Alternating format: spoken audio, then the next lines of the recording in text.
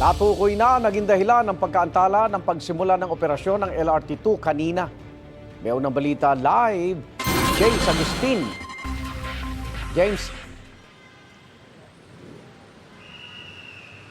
Igang, good morning. Halos isang oras na antala yung pagsisimula ng operasyon ng LRT2 kanina matapos nga magkaroon ng technical problem ang isang tren nito.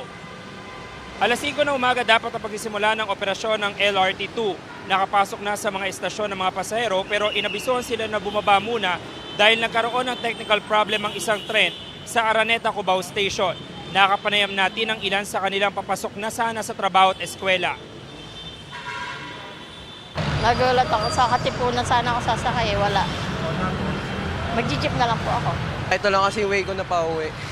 Tapos, ito lang yung inaasahan ko, yung mas mabilis kesa sa jeep. Kasi minsan traffic talaga. Ayon kay LRT Administrator Attorney Hernando Cabrera, nagkaroon ng problema sa air compressor ang tren. Ito yung nagpapagalaw sa pintuan ng tren maging sa preno nito.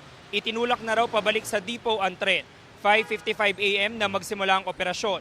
Alas 6 ng umaga nang buksan ulit ang estasyon sa mga pasahero. Samantala, humingi naman po ng paumanhin ng pamunuan ng LRTA dun sa mga pasahero na maagang naabala. Iniimbestigahan nila ang nangyaring insidente. Dito naman po sa Araneta, Cubao Station, kung makikita nyo, Igan, ay tuloy-tuloy lamang yung dating ng mga pasahero. Pero hindi na po naiipon yung mga pasahero. Malayo yung sitwasyon. Kanina na dinatnan natin dito sa Araneta, Cubao na maraming mga pasahero na naghihintay ng masasakyan along dito sa Aurora Boulevard. Yan ang unang balita mula po rito sa Quezon City. Ako po si James Agustin para sa GMA Integrated News.